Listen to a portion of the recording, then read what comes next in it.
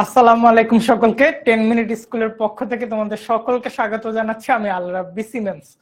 তো এতদিন তোমাদের সাথে অনেক কথা হয়েছে, গ্রুপে অনেক কিছু বলা হয়েছে, শেয়ার করা হয়েছে, বিভিন্ন পোস্ট জিওগ্রাফি নিয়ে, বিভিন্ন ইনস এন্ড আউটস সবকিছু তোমাদের সাথে শেয়ার করা হয়েছে। আশা করছি প্রত্যেকেই ভালো আছো এবং তোমাদের জন্য আজকে কিন্তু একটা স্পেশাল ক্লাস নিয়ে আমি হাজির হয়েছি তোমাদের সাথে। তো আমি আমার পরিচয়টা একটু দিয়ে নেই। আমি তোমাদের জিওগ্রাফি ইনস্ট্রাক্টর আল রাব্বি সিমেন্স। আমি বিএসসি এবং এমএসসি করেছি জিওগ্রাফি এন্ড এনভায়রনমেন্টে জাহাঙ্গীরনগর বিশ্ববিদ্যালয় থেকে। তো বর্তমানে আমি কর্মরত রয়েছি বিহেভ শাহিন ইংলিশ মিডিয়াম কলেজে। আর এছাড়া তোমাদের জিওগ্রাফি ইনস্ট্রাক্টর হিসেবে তো থাকছি। অনেকেই জয়েন করেছে আমাদের সাথে। সবচেয়ে ব্যাপারটা হচ্ছে আমি আমার চশমাটা হারিয়ে ফেলেছি, যার জন্য কমেন্ট পড়তে একটু সমস্যা হচ্ছে, তবুও দেখতে পাচ্ছি কিছু কমেন্ট। এনিওয়ে, তো আজকে আমরা কি নিয়ে আলোচনা করব? আজকে আমরা গতকাল কিন্তু ভিডিওতেই বলেছিলাম পৃথিবীর গঠন নিয়ে আলোচনা করব, পৃথিবীর খোলসের একদম ভেতরের গল্প নিয়ে আলোচনা করব। ইরা জয়েন করেছে আমাদের সাথে। ইরা, হ্যালো ইরা। তারপর মিথিলা জয়েন করেছে, আয়েশা জয়েন করেছে। ওকে, আজকে তাহলে এতদিন তো তোমরা অনেকগুলো, সৌরভ ভাইয়া ক্লাস নিয়েছে, লিমন ভাইয়া ক্লাস নিয়েছে, তো তোমরা তো এতদিনে জিওগ্রাফিতে এক্সপার্ট হয়ে যাওয়ার কথা। তো আজকে আমরা বেসিক বিল্ডিং এর লাস্ট ক্লাসটা করব এবং খুবই দ্রুত তোমাদের কিন্তু আমাদের কোর্সের ক্লাসটা শুরু হবে। ওকে, আমার নাম কি? ওকে, আমার নাম হচ্ছে সিমেন্স। আমার নাম হচ্ছে সিমেন্স, তোমরা আমাকে সিমেন্স ভাইয়া বলে ডাকতে পারো। এবং একই সাথে অনেকেই কিন্তু এখানে জয়েন করেছে, যারা অলরেডি আমার সাথে কোনো না কোনো ভাবে যোগাযোগ করেছে ক্লাস শুরুর আগে। অনেকেই আমাদের কোর্স কিনেছে প্রোমো কোড দিয়ে। তো 111 জনের মতো জয়েন করেছে। ওকে, তাসমিন, ফাহিমা, মুন্নি। ওকে, আমার ক্লাসেই প্রথম অনেকে বলছে। তো চলো আজকে আমরা ক্লাসটা শুরু করি। তোমরা কি রেডি নাকি? রেডি থাকলে আমরা ক্লাসটা শুরু করব। এইচএসসি 27 রেডি নাকি? একটু কমেন্টে জানিয়ে দাও যে ভাইয়া রেডি। ওকে ওকে, তানজিনা, তুষি।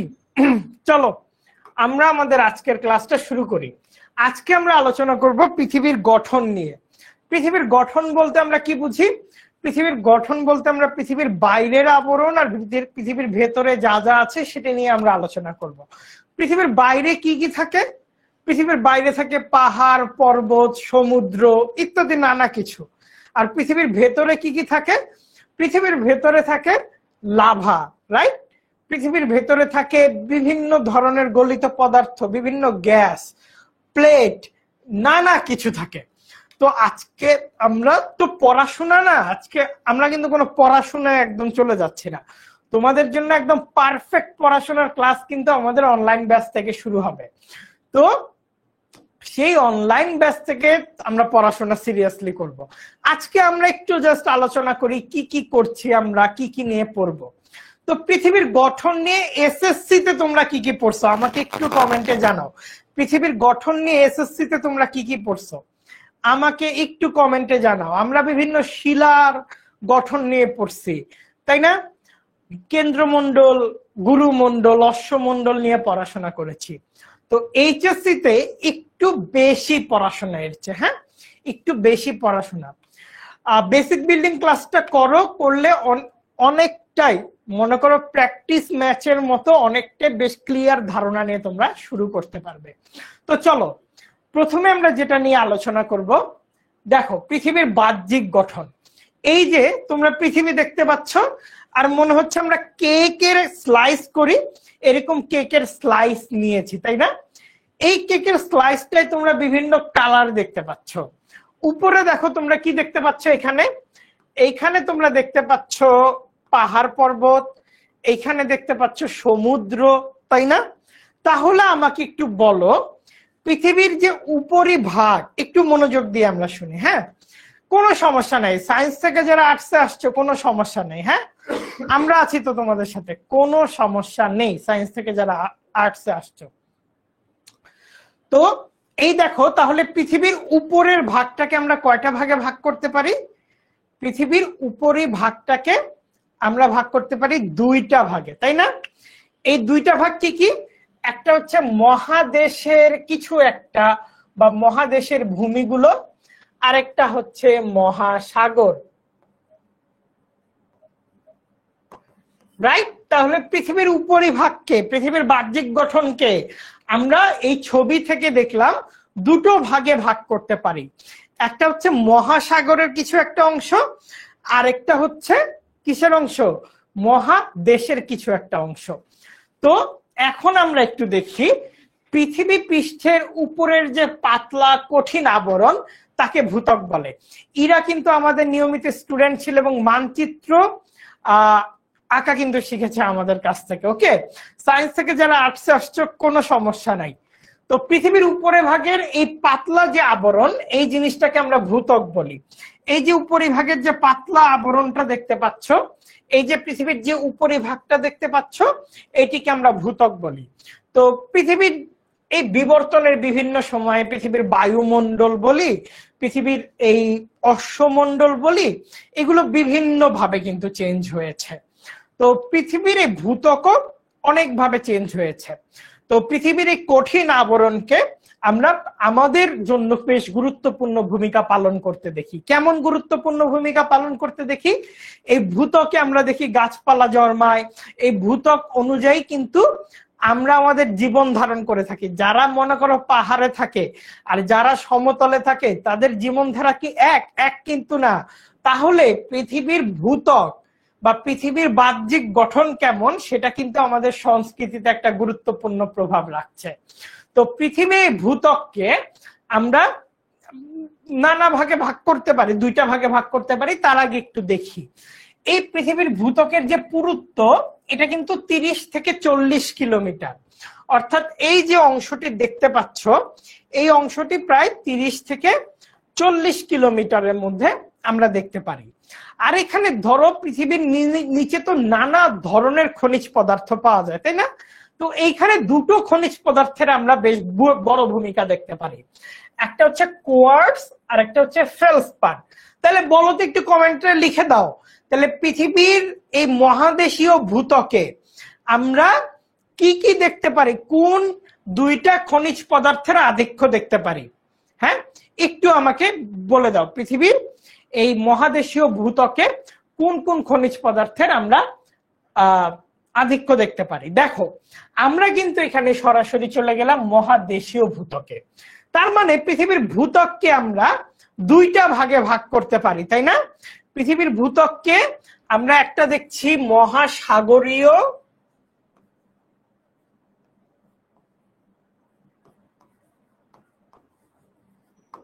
আরেকটা দেখছি মহাদেশীয়। তাহলে পৃথিবীর ভূত্বককে আমরা দেখছি দুইটা ভাগে ভাগ করা যায়, একটা হচ্ছে মহাসাগরীয় আর একটা মহাদেশীয়। খুব সোজা, যেখানে মহাসাগরগুলো আছে সেগুলো মহাসাগরীয়, যেখানে মহাদেশগুলো আছে সেগুলো মহাদেশীয়। তো এই দুইটা ভাগে পৃথিবীর ভূত্বককে আমরা ভাগ করতে পারি। তাহলে মহাদেশীয় ভূত্বককে আমরা দেখতে পাচ্ছি এটা পুরুত্ব প্রায় 30 থেকে 40 কিলোমিটার, এবং এখানে কোয়ার্টজ আর ফেলসপার নামে দুইটা খনিজ পদার্থ লক্ষ্য করা যায়। কোয়ার্টজ আর ফেলসপার যা আজীবন মনে থাকবে, তাই না? কোয়ার্টজ আর ফেলসপার আজীবন মনে থাকবে।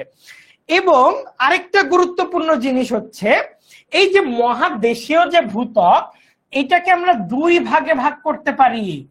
একটা হচ্ছে মেফিক আর একটা হচ্ছে ফেলসিক। আর একটা কি মেফিক আর একটা ফেলসিক। কখনোই এই দুইটা কিন্তু মিলায় ফেলবা না। খনিজ দুইটার নাম হচ্ছে কোয়ার্টজ আর ফেলসপার। আর মহাদেশীয় ভূত্বককে আমরা দুই ভাগে ভাগ করতে পারি, দুইয়ের খেলা, দুইয়ের ছড়াছড়ি। পৃথিবীর ভূত্বক আমরা দেখলাম দুই ভাগ, মহাসাগরীয়, মহাদেশীয়। মহাদেশীয়তে আমরা দুইটা খনিজ দেখলাম আধিক্য বেশি, কোয়ার্টজ, ফেলসপার। আবার এখন ভাইয়া বলতেছে মহাদেশীয় ভূত্বককে দুই ভাগে ভাগ করা যায়, একটা হচ্ছে মেফিক আর ফেলসিক। এটা নিয়ে আমরা এখন পড়াশোনা করব। তো সাধারণত আমরা ম্যাগনেসিয়াম আর সিলিকন এই দুইটাকে আমরা মূলত এই ফেলসিক আর মেফিক স্তরে দেখতে পারি। ম্যাগনেসিয়াম আর সিলিকন। তো তোমাদের মনে একটু কি কনফিউশন লাগছে যে সায়েন্স পড়তে আসলাম নাকি হিউম্যানিটিসে ভর্তি হইলাম? ভাইয়া কেন জানি ম্যাগনেসিয়াম আর সিলিকনের কথা বলতেছে, সিলিকেটের কোয়ার্টজ ফেলসপারের কথা বলতেছে, একটু কি কনফিউশন লাগতেছে কিনা এবার একটু বলি। ফিজিক্যাল জিওগ্রাফি যেটা এইচএসসি জিওগ্রাফি ফার্স্ট পেপারের অনেক কিছুই আমাদের সায়েন্সের সাথে মিলে। তো যারা সায়েন্স থেকে আসছো তাদের জন্য তো এটা পোয়া 12, আর যারা বাণিজ্য হিউম্যানিটিজে ছিল কোনো সমস্যা নাই, আমরা তো শিখাই দিব। ইভেন আমরা একটা চ্যাপ্টারে গিয়ে কিন্তু ইও করতে পারবো, মানে কিছু আমাদের কেমিস্ট্রি ইকুয়েশনও লেখা শিখতে হবে। তাহলে দুইটা ভাগ কি, ফেলসিক আর মেফিক। তাইলে দেখো এখন আমি যেটা বলতেছি, ফেলসিক শিলা রাসায়নিক উপাদান গ্রানাইটের মতো হওয়ায় একে গ্রানাইটিক শিলা স্তরও বলা হয়। এটা আপাতত থাক। তার আগে দেখো মহাদেশীয় ভূত্বকে প্রধানত দুটি স্তর লক্ষ্য করা যায়। তো প্রথমটা আমরা দেখলাম গ্রানাইট,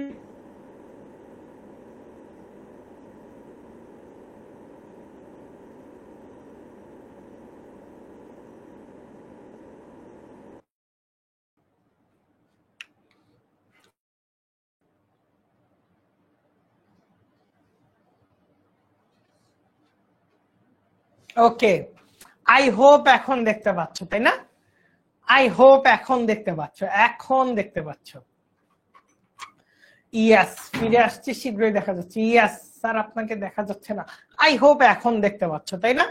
ইকরা, মুসলিমা, স্লাইড দেখা যায় না, দেখা যায় না, এই তো এখন দেখা যাচ্ছে না। মিষ্টি, গণিত না না না না, গণিত পারি না, দেখা দিকে আসছে, নীলার আপনাই। এখন ক্লিয়ার, আই হোপ এখন ক্লিয়ার। ওকে দেখো আমরা যে দুইটা জিনিস নিয়ে কথা বলছিলাম, তাহলে মহাদেশীয় ভূত্বককে আমরা দুইটা ভাগে ভাগ হতে দেখি।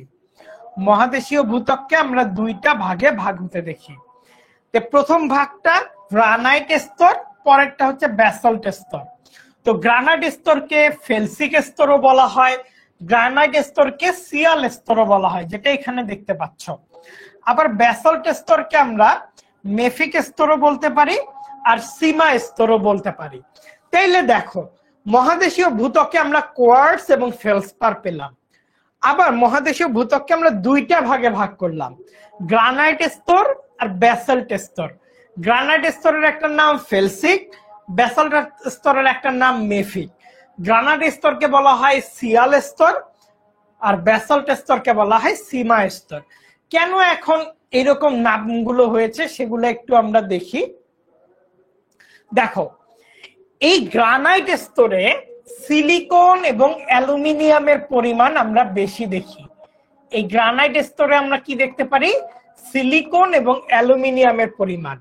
আর ব্যাসল্ট স্তরে আমরা দেখতে পারি সিলিকন এবং ম্যাগনেসিয়ামের পরিমাণ। এবার তোমরা বুঝতে পারছো কেন গ্রানাইট স্তরকে সিয়াল স্তর বলা হয়, কেন ব্যাসল্ট স্তরকে সীমা স্তর বলা হয়। হ্যাঁ আমাকে একটু জানাও এবার বুঝতে পারছো কিনা। একটু কঠিন জুনায়েদ, এই চ্যাপ্টারটা একটু কঠিন, কিন্তু আমরা যখন ক্লাস শুরু করব তখন ইজি হয়ে যাবে। এই জন্য আজকে এই চ্যাপ্টারটা দেওয়া, কেননা এই চ্যাপ্টারটা যেহেতু একটু কঠিন তাই তোমাদের একটু প্রি আইডিয়া দিতে ক্লাসটা নেওয়া। খুবই ইজি। দেখো এই মনোযোগ দিয়ে শোনো, হ্যাঁ কেউ কমেন্ট এখন করবা না, আমি কি বলতেছি এটা একটু শোনো, আমি কি বলতেছি এটা একটু শোনো। ওকে কেউ কমেন্ট করবা না এখন। ওকে দেখো এইটা পৃথিবীর ভূত্বক, আমরা যেটার উপর দাঁড়ায় আছি। হ্যাঁ এই পৃথিবীর ভূত্বকে কে, ধরো কেউ করবা না কমেন্ট, আগে আমি বুঝাই। ধরো ফাহাদ করছে কি, এই পৃথিবীর ভূত্বক থেকে ড্রিল করে নিচে যাওয়া শুরু করছে ফাহাদ। তারপর ফাহাদ দেখে এখানে একটা স্তর আছে যেখানে সিলিকন আর অ্যালুমিনিয়ামের পরিমাণ বেশি, আর নিচের একটা স্তর আছে যেখানে সিলিকন আর ম্যাগনেসিয়ামের পরিমাণ বেশি। তো ফাহাদ করলো কি, এই ভূত্বককে বললো যে দুইটা ভাগে ভাগ করা যায়, যেখানে সিলিকন আর অ্যালুমিনিয়ামের পরিমাণ বেশি এটা একটা ভাগ, আরেকটা ভাগ হচ্ছে যেখানে সিলিকন আর ম্যাগনেসিয়ামের ভাগ বেশি। তাহলে সিলিকন আর অ্যালুমিনিয়ামের ভাগকে ফাহাদ নাম দিল সিয়াল স্তর। এখানে ফেলসিক পদার্থ বেশি জন্য ফেলসিক স্তর, আবার এটাকে গ্রানাইট স্তর বলা হচ্ছে। তার মানে ফাহাদের আবিষ্কার করা উপরের স্তরটার নাম হচ্ছে গ্রানাইট, ফেলসিক, সিয়াল। আর ফাহাদ ঠিক নিচের যে স্তরটা আবিষ্কার করছে সেটার নাম হচ্ছে ব্যাসল্ট, মেফিক আর সীমা স্তর। এবার বুঝতে পারছো কিনা? হ্যাঁ, এবার বলো, এবার বুঝতে পারছো কিনা? এবার আই হোপ ফাহাদের এই এক্সাম্পল দিয়ে বোঝার কথা, সবারই বোঝার কথা ফাহাদের এই এক্সাম্পলটা দিয়ে। আমাকে একটু জানাও এবার বুঝতে পারছো কিনা। একটু কঠিন বিষয় কিন্তু কোনো সমস্যা নেই। সাউন্ড কি শোনা যাচ্ছে না? আচ্ছা দেখছি, দাঁড়াও, সাউন্ড একদমই শুনতে পাচ্ছ না? বাকিরা একটু কমেন্ট করো তো। হ্যাঁ, পেইড ক্লাসে এগুলো আবার বলবো। Clear clear clear. আচ্ছা, অনেকেই বলছে ক্লিয়ার, তাহলে অনেকের নেটওয়ার্কের ঝামেলা থাকতে পারে। ওকে, রুমিনীর একটু না তো পুরাটাই তো বুঝার কথা। এখানে দুইটা ভাগ আমরা কিভাবে করেছি, তাই না? ওকে ওকে, বুঝতে পারছি ভাইয়া। ওকে ওকে, তো চলো, ফাহাদ তোমার কল আসছিল আর তোমার আবিষ্কার দিয়ে আমি সবাইকে এটা বুঝাই দিলাম। হ্যাঁ, ওকে, দেখো তো কনরাড বিযুক্তি রেখা একটা জিনিস বলছে। এখন ধরো এই জিনিসটা হচ্ছে ব্যাসল্ট স্তর বা উপরের স্তরটা, এই জিনিসটা হচ্ছে ফাহাদের আবিষ্কার প্রথম স্তরটা। এখন এই দুইটা স্তরের মাঝে একটা ট্রানজিশন স্তর আছে, একটা গ্রে লাইন আছে। ধরো সাদা আর কালো, হঠাৎ করে তো আর সাদা আর কালো হয়নি, একটা লাইন আছে, যে লাইনটা ভাগ করছে এটা সাদা, এটা কালো, এটা গ্রানাইট স্তর, এটা ব্যাসল্ট স্তর। এই যে যে ভাগ করছে যে লাইনটা, এই লাইনটাকে বলা হয় কনরাড বিযুক্তি রেখা। ওকে, এই ভাগটাকে বলা হয় কনরাড বিযুক্তি রেখা। বাকিগুলো বুঝালাম না আমি, বাকিগুলো আমরা পরে বুঝবো। ওকে, তাইলে এতক্ষণ আমরা মহাদেশীয় ভূত্বক নিয়ে পড়লাম। হ্যাঁ, মহাদেশীয় ভূত্বক নিয়ে পর আমি একটু আরেকবার সামারি করি, তোমরাই উত্তর দাও, একটু মনে মনে খেয়াল করো। পৃথিবীর ভূত্বককে কয়টা ভাগে ভাগ করা যায়? পৃথিবীর ভূত্বককে দুটি ভাগে ভাগ করা যায়, মহাদেশীয় ভূত্বক, মহাসাগরীয় ভূত্বক। আমরা এই যে ধরো, এই যে আমরা যে লাইনটায় দাঁড়ায় আছি, ধরো আমরা যেখানে আছি এটা মহাদেশীয় ভূত্বক, আর এই জাহাজটা যেখানে আছে এই জাহাজটা হইতেছে মহাসাগরীয় ভূত্বকের উপর। এই মহাদেশীয় ভূত্বককে ফাহাদ দেখছে দুইটা পদার্থ সবচেয়ে বেশি, কোয়ার্টজ এবং ফেলসপার, এই দুইটা পদার্থ সবচেয়ে বেশি। আর এই মহাদেশীয় ভূত্বককে দুইটা ভাগে ভাগ করা যায়, একটা হচ্ছে ব্যাসাল্ট স্তর বা গ্রানাইট স্তর, ব্যাসাল্ট স্তর অথবা গ্রানাইট স্তর। আপাতত এই দুইটা বুঝলেই হবে। এবার বলো, মহাদেশীয় ভূত্বক সম্পর্কে কি ক্লিয়ার কিছুটা? আমরা তো ক্লাসে অনেকটাই ভালো মতো পড়বো, আমাকে জাস্ট একটু বলো যে ক্লিয়ার কিনা। আই হোপ ক্লিয়ার হওয়ার কথা। ওকে, আমি বলি কমেন্টে বেশি গল্প করো না, কমেন্টে বেশি গল্প করো না, পড়ালেখার মনোযোগ দাও। এইচএসসি কিন্তু খুবই কঠিন, অন্তত এসএসসির চেয়ে 30 গুণ বেশি কঠিন এইচএসসি। ওকে, দেখো এতক্ষণ তো আমরা ফাহাদের বদৌলতে কি নিয়ে পড়লাম? মহাদেশীয় ভূত্বক নিয়ে পড়লাম। এখন আমরা মুন্নির কাছে যাই। মুন্নি আসলো মহাসাগরীয় ভূত্বক নিয়ে। মহাসাগরীয় কি? সমুদ্র তলদেশের যে ভূত্বক রয়েছে, এই ভূত্বকে আমরা ব্যাসল্ট জাতীয় শিলা দেখতে পাই। ব্যাসল্ট শিলায় আমরা কি দেখছি? ব্যাসল্ট শিলায় আমরা দেখছি সিলিকন এবং ম্যাগনেসিয়ামের পরিমাণ বেশি। তার মানে সমুদ্রের নিচে কিন্তু আমরা সিলিকন আর ম্যাগনেসিয়ামের পরিমাণ বেশি। তো ব্যাসল্ট স্তর দেখা যায় পুরো পৃথিবী জুড়ে আছে। তো মুন্নি যেটা আবিষ্কার করলো ফাহাদের থেকে ডিফারেন্ট। ফাহাদ দেখছিল যে মহাদেশীয় ভূত্বককে দুই ভাগে ভাগ করা যায়, ব্যাসল্ট আর গ্রানাইট। মুন্নি দেখলো এখানে গ্রানাইটের কাজ কারবার নাই, এইটাকে ব্যাসল্ট শিলা দিয়ে পুরোপুরি ভাগ করা যায়। ওকে, আর বাকিগুলো এখন না পড়লেও চলবে, আজকে তোমাদের না পড়লেও চলবে।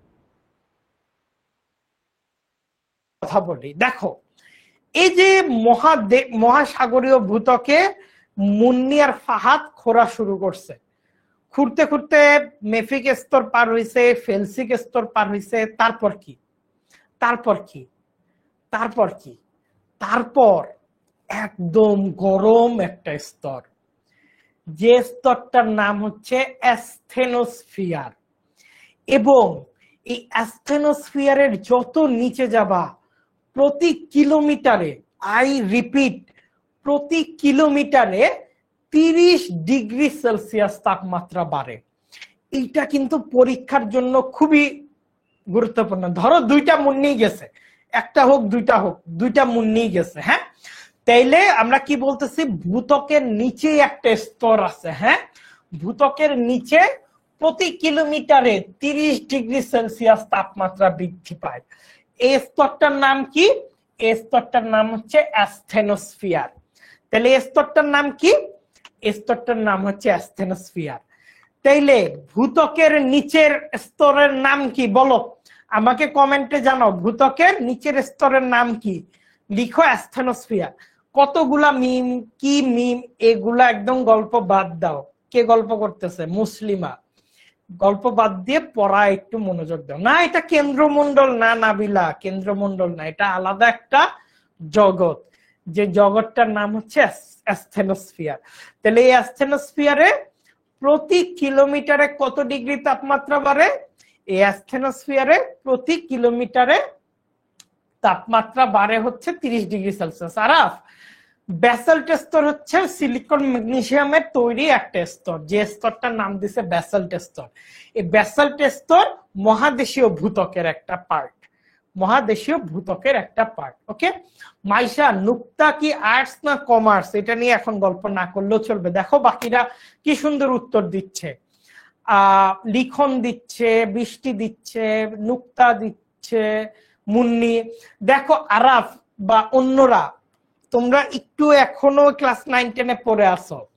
ভূত্বকের নিচে সরাসরি গুরুমণ্ডল না, ভূত্বকের নিচে আরেকটা মণ্ডল আছে অ্যাসথেনোস্ফিয়ার, যে অ্যাসথেনোস্ফিয়ারে প্রতি কিলোমিটারে 30 ডিগ্রি সেলসিয়াস তাপমাত্রা বাড়ে। এবার আমরা পৃথিবীর অভ্যন্তরীণ গঠনগুলো নিয়ে আলাপ করি। অস্ট্রিয়ান ভূতত্ত্ববিদ এডওয়ার্ড সুইস পৃথিবীর অভ্যন্তরের ভাগকে 3টা ভাগে ভাগ করছে। একটা হচ্ছে কেন্দ্রমণ্ডল, একটা হচ্ছে গুরুমণ্ডল, একটা হচ্ছে অশ্বমণ্ডল, যেটা নিয়ে এতক্ষণ আরাফ খুব সিরিয়াস ছিল যে ভাইয়া এরপর গুরুমণ্ডল, ভাইয়া এরপর গুরুমণ্ডল। ওকে ওকে, তো এই যে ভিতরে দেখতে পাচ্ছ এটা কেন্দ্রমণ্ডল, তারপর এটা দেখতে পাচ্ছ এটা কি বলে গুরুমণ্ডল, আর এটা দেখতে পাচ্ছ এটা অশ্বমণ্ডল। তো দেখো গুরুমণ্ডলকে আমরা আবার 2টা ভাগে ভাগ করতে পারি, ঊর্ধ্ব গুরুমণ্ডল, নিম্ন গুরুমণ্ডল। কেন্দ্রমণ্ডলকে আমরা 2টা ভাগে ভাগ করতে পারি, বহিকেন্দ্র, অন্তকেন্দ্র। আর অশ্বমণ্ডলের কোনো ভাগ নাই। হ্যাঁ, অশ্বমণ্ডলে এই অশ্বমণ্ডলই থাকে, মহাদেশীয় আর মহাসাগরীয় ভূত্বক, মহাদেশীয় মহাসাগরীয় ভূত্বক। হ্যাঁ, ওকে, এবার একটু দেখি। দেখো অশ্বমণ্ডল নিয়ে একটু শুরুতে আলোচনা করি। তো পৃথিবীকে যে 3টা ভাগে ভাগ করা হয়েছে, এর উপরের যে ভাগটা, যে ভাগটায় আমরা আছি, এই উপরের ভাগটাকে বলতেছে অশ্বমণ্ডল। তো অশ্বমণ্ডলে কিন্তু আমরা কি কি দেখছি? অশ্বমণ্ডলে আমরা দেখছি মহাদেশীয় ভূত্বক, মহাসাগরীয় ভূত্বক। হ্যাঁ, এবার অশ্বমণ্ডল নিয়ে আমরা খুব একটা পড়বো না, বলতেছে অন্যান্য 2 মণ্ডলের তুলনায় এর পুরুত্ব অনেক কম। তবে এই জিনিসটা এমসিকিউর জন্য অনেক ইম্পর্টেন্ট। অশ্বমণ্ডলের গড় পুরুত্ব 20 কিলোমিটার। গড় পুরুত্ব বলতে আমরা কি কি বুঝি? অর্থাৎ অশ্বমণ্ডলের যে ডেপথ, পৃথিবীর বিভিন্ন জায়গা পরিমাপ করে দেখা গেছে অশ্বমণ্ডলের এই ডেপথ গড়ে 20 কিলোমিটার।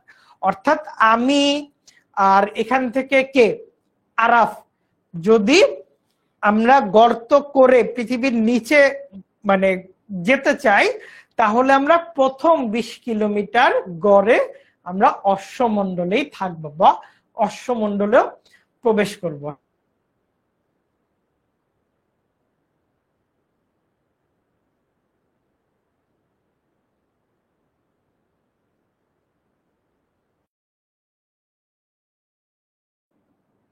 ওকে, আই হোপ এখন দেখতে পাচ্ছ। অ্যাকচুয়ালি নেটের প্রবলেম না।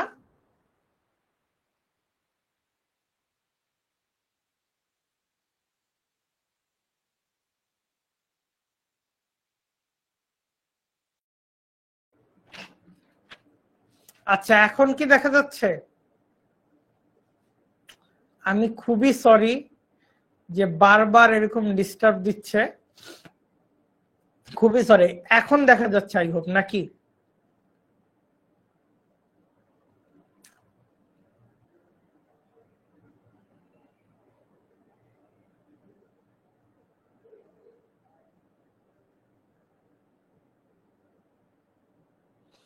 ওকে, দেখা, ওকে ক্লিয়ার।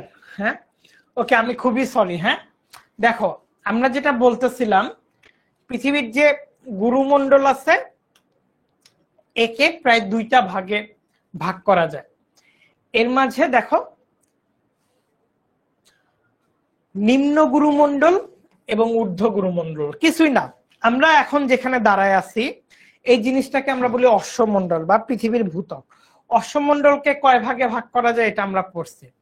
এর ঠিক নিচে, অশ্বমণ্ডলের ঠিক নিচে, ধরো যে ফাহাদকে দিয়ে বুঝাচ্ছিলাম, ধরো ফাহাদ আর আমি গর্ত করে পৃথিবীর নিচে যাওয়ার সিদ্ধান্ত নিছি। প্রথমে ফাহাদ আর আমি পাইছি অশ্বমণ্ডলকে, যেটাকে দুই ভাগে ভাগ করা গেছে। এরপর পাইছে অ্যাস্থেনোস্ফিয়ারকে, এবং অ্যাস্থেনোস্ফিয়ারে দেখছি প্রতি কিলোমিটারে 30 ডিগ্রি সেলসিয়াস করে তাপমাত্রা বৃদ্ধি পায়। এরপর পাইছি আমরা গুরুমণ্ডলকে। এই গুরুমণ্ডলের উপরেরটাকে আমরা বললাম হচ্ছে ঊর্ধ্ব গুরুমণ্ডল, আর নিচেরটাকে আমরা বললাম হচ্ছে নিম্ন গুরুমণ্ডল। ওকে, তাহলে ফাহাদ আর আমি যখনই ডিগ করে নিচে গেছি তখন আমরা দেখতে পারলাম যে গুরুমণ্ডল নামে একটা স্তর আছে। এটা উপরেরটাকে বলে ঊর্ধ্ব গুরুমণ্ডল আর নিচেরটাকে বলে নিম্ন গুরুমণ্ডল। ওকে, গুরুমণ্ডলটা আমি রিক্যাপ করতেছি। ওকে, দেখো তো অশ্বমণ্ডলের নিচে আমরা যেখানে দাঁড়ায় আছি তার ঠিক নিচে, আমি আবারও বলি, হ্যাঁ আমি খুবই সরি নেটওয়ার্কের জন্য, আমি তোমাদের কাছে খুবই সরি নেটওয়ার্কের জন্য। তো অশ্বমণ্ডলের ঠিক নিচে আমরা দেখতে পারি আরেকটা স্তর আছে, যে স্তরটার নাম হচ্ছে গুরুমণ্ডল। এবং অশ্বমণ্ডল এবং গুরুমণ্ডলের মাঝে যে একটা রেখা আছে, যে রেখাটা অশ্বমণ্ডল আর গুরুমণ্ডলকে ভাগ করে ফেলছে, এই রেখাটার নাম হচ্ছে মোহ বিচ্ছেদ রেখা কিংবা মোহ ডিসকন্টিনিউটি রেখা। ওকে, কি বললাম? মোহ বিচ্ছেদ রেখা বা মোহ ডিসকন্টিনিউটি রেখা। এই চ্যাপ্টারটা খুবই কঠিন, যার জন্য এই চ্যাপ্টারটা আজকে দেয়া এবং মেইন ক্লাসে এই চ্যাপ্টারটা আমরা আবার পড়বো, তাই টেনশনের কোনো কারণ নেই। তো গুরুমণ্ডলে আমরা কি দেখতে পারি? এই পৃথিবীর আয়তনের 82% এবং এই পৃথিবীর মোট ওজনের 68% গুরুমণ্ডল হোল্ড করে বা দখল করে আছে। অর্থাৎ পৃথিবীর মোট আয়তনের 82% এবং পৃথিবীর মোট ওজনের 68% এই গুরুমণ্ডল দখল করে আছে। আর গুরুমণ্ডলের দুইটা ভাগ তো বললাম, একটা হচ্ছে নিম্ন গুরুমণ্ডল, যেখানে আমরা দেখতে পারি সিলিকন প্রায় 35% আছে। এরপর আমরা দেখতে পারি ঊর্ধ্ব গুরুমণ্ডল।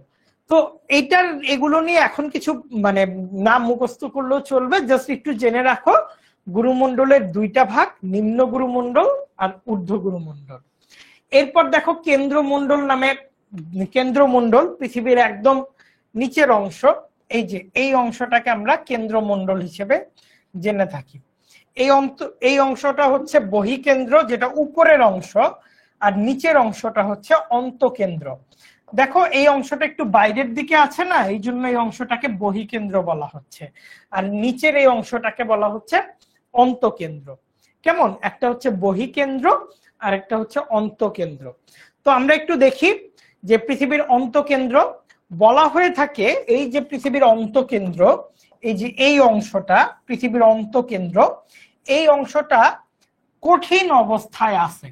অর্থাৎ আমরা যারা ক্রিকেট খেলেছি কাঠের বলের, যখন কাঠের বলটা খুলে দেখবো না ভিতরে একটা শক্ত কিছুর মতো থাকে, অনেকে যারা ক্রিকেট খেলো তারা কিন্তু জানো যে ভিতরে একটা শক্ত কিছুর মতো থাকে। তো এইরকম পৃথিবীর একদম ভিতরের যে কেন্দ্রমণ্ডলের অংশ, যেটাকে আমরা অন্তকেন্দ্র কিংবা ইনার কোর হিসেবে জানছি, এটা কিন্তু কঠিন অবস্থায় রয়েছে। আর এগুলো এখন পড়তে হবে না, এগুলো আমরা ক্লাসে পড়বো। আর এই ইনার কোরের বাইরের যে অংশ, এই অংশটা মনে করো তরল লোহা এবং নিকেল জাতীয় উপাদান দিয়ে গঠন করা হয়েছে। তো এই ছিল মোটামুটি আমাদের পড়াশোনা। এখন আমি একটু রিক্যাপ করি, জাস্ট একটু মনোযোগ দিয়ে শোনো। সবাই মনোযোগ দিয়ে ক্লাস করো। আমি একটা কথা বলি। মনে করো আমি যখন ক্লাসে, তখন আমাদের যে ভাইস প্রিন্সিপাল স্যার ছিলেন মাঝহারুল মান্নান স্যার, হ্যাঁ, তো উনি একটা কথা বলতেন যে এইচএসসি লাইফে এই কথাটা খুবই গুরুত্বপূর্ণ, পৃথিবীর যে কোনো সময় যে কোনো বয়সে কথাটা গুরুত্বপূর্ণ। কি একটা কবিতা বলতেন, কবির নামটা আমি ভুলে গেছি, তবে আমি কবিতাটা একটু বলি, মনোযোগ দিয়ে শোনো। কবিতাটা হচ্ছে, আজ করব না করব কালি, এভাবে দিন গেল খালি, কেমন করে হিসাব দেব নিকাশ যদি চায়, দিন ফুরায়ে যায় রে আমার, দিন ফুরায়ে যায়। কি বলছে? আজ করব না করব কালি, এভাবে দিন গেল খালি, কেমনে করে হিসাব দেব নিকাশ যদি চায়, দিন ফুরায়ে যায় রে আমার, দিন ফুরায়ে যায়। তো এইচএসসির শুরু থেকেই তোমাদের এটা মাথায় রাখতে হবে, তোমার দিন যাতে না ফুরায়, তোমার যেন এরকম ভাবতে না হয় কেমন করে হিসাব দেব নিকাশ যদি চায়। এইরকম করে যারা দিন ফুরানোর ট্র্যাকে থাকবা তারা কিন্তু এসএসসি তে খুব একটা ভালো করবা না। ওকে, তো আমার কথাটা কি বুঝতে পারছো? আই হোপ আমার কথাটা বুঝতে পারছো তোমরা। তো এতক্ষণ যা পড়লাম এই পুরা ব্যাপারটিকে আমরা একটু রিক্যাপ করি। তো এতক্ষণ আমরা পৃথিবীর বাহ্যিক এবং ভিতরের গঠন নিয়ে আলোচনা করলাম। পৃথিবীর বাহ্যিক গঠনে আমরা কি দেখলাম? পৃথিবীর বাহ্যিক গঠনকে আমরা দুইটা ভাগে ভাগ করতে দেখলাম। এই যে পৃথিবীর বাহ্যিক গঠন, এই যে এটাকে দুইটা ভাগ, একটা হচ্ছে মহাসাগরীয় ভূত্বক,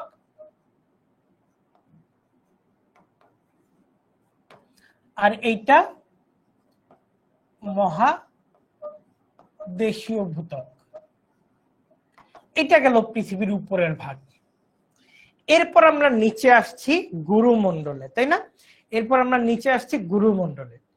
গুরুমণ্ডলটা কি? গুরুমণ্ডল পৃথিবীর ডোলের একদম নিচের স্তর। এইখানে আমরা দুইটা ভাগে ভাগ করলাম, একটা হচ্ছে কি, একটা হচ্ছে ঊর্ধ্ব গুরুমণ্ডল বা নিম্ন গুরুমণ্ডল, তাই না? একটা গুরুমণ্ডলের উপরের অংশ আর একটা গুরুমণ্ডলের নিচের অংশ। গুরুমণ্ডলের নিচে আমরা আরেকটা ভাগ দেখলাম, যেটা হচ্ছে কেন্দ্রমণ্ডল। কেন্দ্রমণ্ডলকেও আমরা দুইটা ভাগে ভাগ করলাম, অন্তকেন্দ্র আর বহিকেন্দ্র। অন্তকেন্দ্রটা হচ্ছে কঠিন পদার্থ আর বহিকেন্দ্রটা হচ্ছে তরল পদার্থ। তো এই ছিল পৃথিবীর বাহ্যিক এবং ভিতরের গঠন নিয়ে আলোচনা। আই হোপ তোমরা বুঝতে পারছো। এরপর পৃথিবীর ভূমিরূপ নিয়ে আমরা আলোচনা করি। দেখো তো, এই তিনটা অংশের বাইরে আর কোন ভূমিরূপ কি পৃথিবীতে এক্সিস্ট করে? এটা একটু দেখো তো, এই তিনটা অংশের বাইরে আর কোন ভূমিরূপ কি পৃথিবীতে এক্সিস্ট করে কিনা?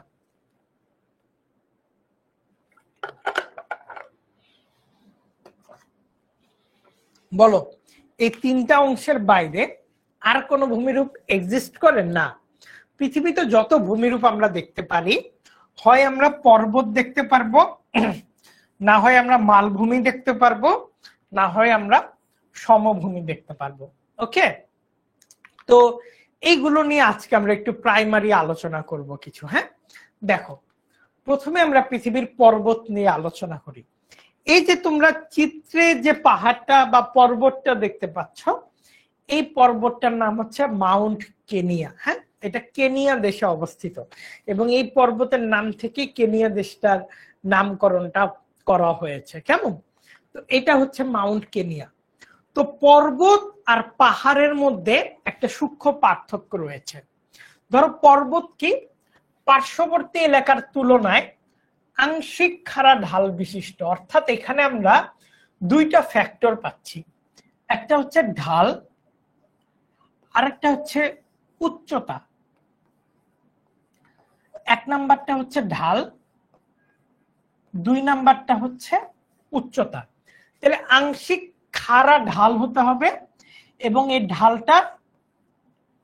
ঢাল জিনিসটা কি, যে একদম সমভূমি থেকে কতটুকু কোণে রয়েছে। ধরো এটা যদি একটা সমভূমি হয়, এটা যতটুকু কোণে থাকবে সেইটাকে আমরা ঢাল হিসেবে বলতে পারি। তো আর উচ্চতাটা কত, কমপক্ষে 2000 ফুট হইতে হবে। তাহলে পর্বত হইতে গেলে সবার প্রথমে যে জিনিসটা থাকতে হবে সেটা হচ্ছে খাড়া ঢাল বিশিষ্ট হতে হবে। যেমন তোমরা এই পর্বতটার এখানেও দেখতে পাচ্ছ, এটা খাড়া ঢাল বিশিষ্ট। এবার একটু আমাকে উত্তর দাও তো,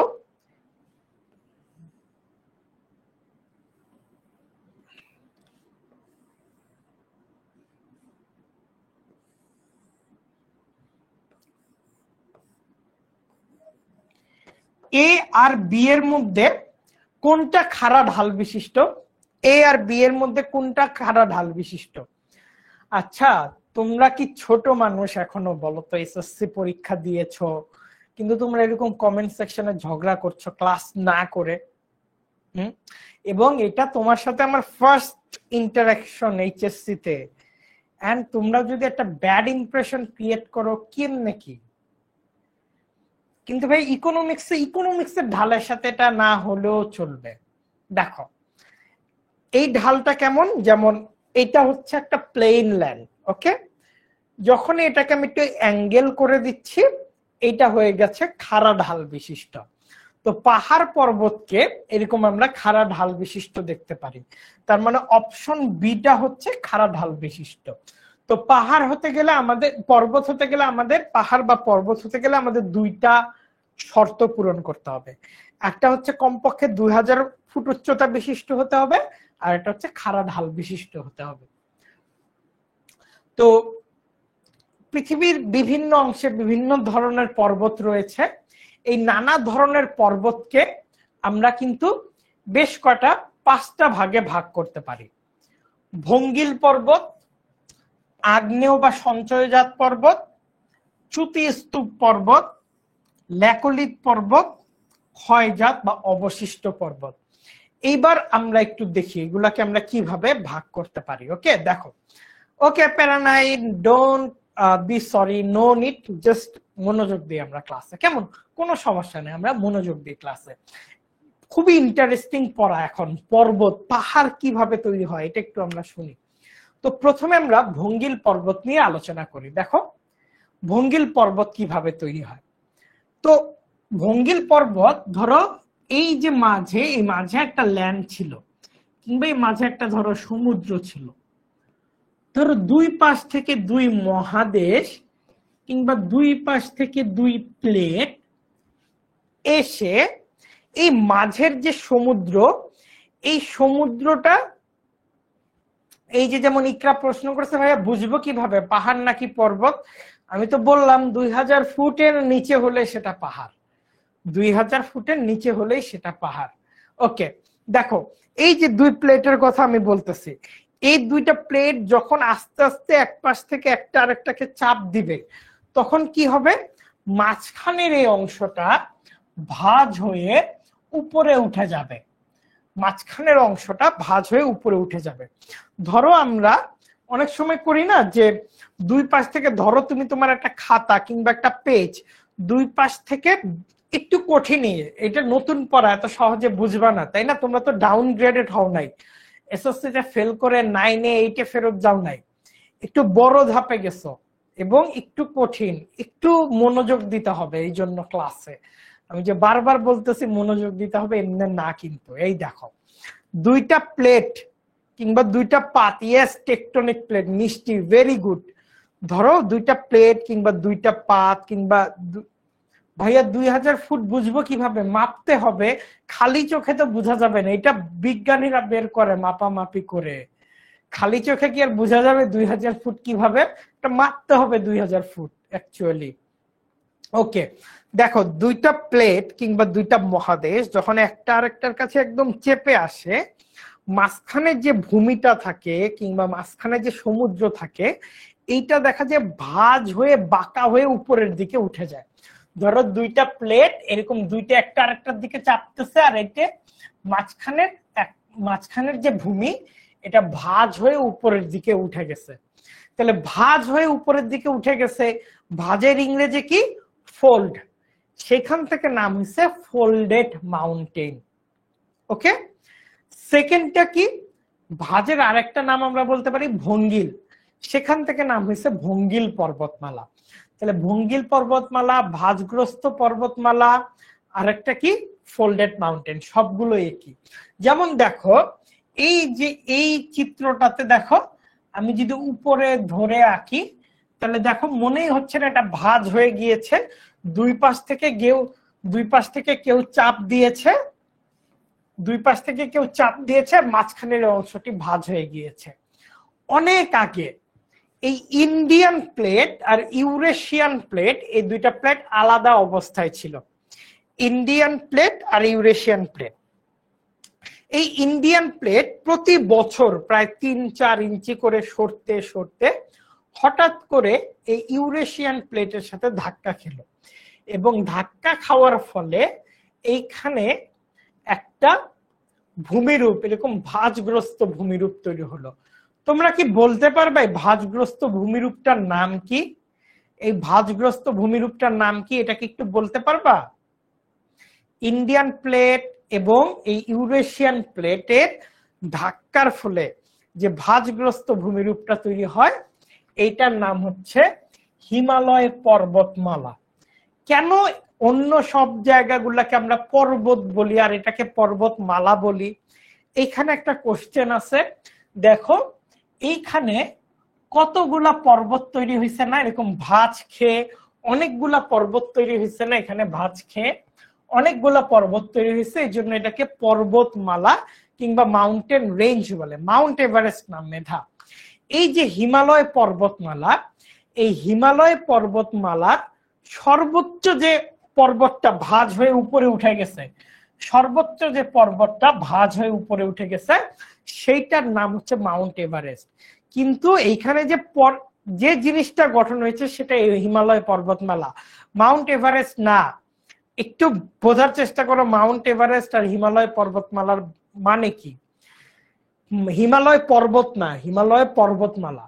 ধরো ভাঁজগ্রস্ত হয়ে তো অনেকগুলা ভাঁজ তৈরি হয়েছে, এবং এই ভাঁজ তৈরি হওয়ার ফলে অনেকগুলা পর্বত তৈরি হয়েছে। এর মধ্যে সবচেয়ে উঁচু যে ভাঁজটা, সেই ভাঁজটার নাম হচ্ছে মাউন্ট এভারেস্ট। আরো অন্যান্য পর্বতও আছে, যেমন কাঞ্চনজঙ্ঘা একটা পর্বত আছে, এগুলাও অন্যান্য ভাঁজগ্রস্ত পর্বতের অংশ। বুঝতে পারছো কি বুঝাইছি? বুঝতে পারছো কিভাবে হিমালয় পর্বতমালা গঠন হয়েছে? একটু কমেন্টে জানাও কিভাবে হিমালয় পর্বতমালা গঠন হয়েছে। সবাই বলতেছে ভাইয়া অনেক কঠিন, ক্লাসে মনোযোগ না দিলে তো কঠিন লাগবেই, তাই না? বলো, আর এইগুলা বিষয়টা একটু কঠিনই, তোমরা তো একটু বড় হইছো, সেটাও বুঝতে হবে। আমাকে বলো এবার বুঝতে পারছো কিনা হিমালয় পর্বতমালা কিভাবে গঠিত হয়েছে, কিংবা মাউন্ট এভারেস্ট এইটার সাথে হিমালয় পর্বতের কি?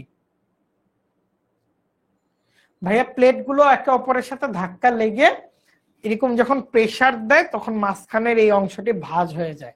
এইভাবেই মাউন্ট এভারেস্ট বা হিমালয় পর্বতমালা গঠিত হয়। যেমন অন্নপূর্ণা, ইয়াস, নাবিল, মৃধা, মিষ্টি, ভেরি গুড। তো পৃথিবীর গুরুত্বপূর্ণ পর্বতগুলা যেমন Himalaya, Alps, Rocky, Andes, Atlas, Caucasus, এগুলো কিন্তু হিমালয় পর্বতমালার অংশ। ওকে, এরপর আমরা একটু দেখি আরেকটা পর্বত হচ্ছে আগ্নেয় কিংবা সঞ্চয়জাত পর্বত। এটা কি হয়? ধরো আগ্নেয়গিরির অগ্নুৎপাত যখন হয়, ধরো আগ্নেয়গিরির অগ্নুৎপাত হলো, এবং এই অগ্নুৎপাতের যে ম্যাগমা আছে সেটি বাইরে বেরিয়ে আসলো। এরকম বারবার অগ্নুৎপাতের ফলে এই ম্যাগমা বাইরে বেরিয়ে এসে জমাট বাঁধতে লাগলো। এই ম্যাগমা বাইরে বেরিয়ে এসে জমাট বাঁধতে লাগলো। এই যে জমাট বাঁধলো, এটা কিসের থেকে জমাট বাঁধলো? ম্যাগমা থেকে। যে ভলকানিক এরাপশনের ফলে ভলকানোর ভিতরে যে গলিত পদার্থগুলো রয়েছে সেগুলো বাইরে বেরিয়ে এসে এরকম একে একে উপরে উপরে জমাট হতে থাকলো, এবং জমাট হতে হতে এক সময় বড় একটা পর্বতমালা তৈরি করলো, যে পর্বতটাকে আমরা আগ্নেয় পর্বতমালা বলতে পারছি। আগ্নেয় পর্বত ভাইয়া ভাজের মাধ্যমে যে পর্বত গঠিত হয় সেগুলো, হ্যাঁ, এক একটা পর্বতের এক একটা আলাদা আলাদা নাম আছে। যেমন মাউন্ট এভারেস্ট একটা, অন্নপূর্ণা একজন বললো, কাঞ্চনজঙ্ঘা একজন বললো। আই হোপ মালিহা বুঝতে পারছো। হ্যাঁ, ওকে। দেখো তো এই যে এভাবে গলিত পদার্থগুলো জমাট বেঁধে বেঁধে যে উঁচু পর্বত তৈরি করে, এগুলোকে আগ্নেয় কিংবা সঞ্চয়জাত পর্বত বলে। আগ্নেয় পর্বত কেন হলো? কারণ ও আগ্নেয় পদার্থ বাইরে বেরিয়ে এসে পর্বত তৈরি করছে। আর সঞ্চয়জাত পর্বত কেমন হলো? এই যে আগ্নেয় পদার্থগুলো এগুলো সঞ্চিত হতে হতে পর্বত তৈরি হচ্ছে। এবার বুঝতে পারছো কেন এটাকে আগ্নেয় বা সঞ্চয়জাত পর্বত বলা হয়? আই হোপ এই পর্বতটা কিভাবে গঠিত হয় এটাও তোমাদের কাছে ক্লিয়ার। এরপর একটু দেখো চ্যুতি স্তূপ পর্বতমালা, এইটা কিভাবে গঠিত হয়।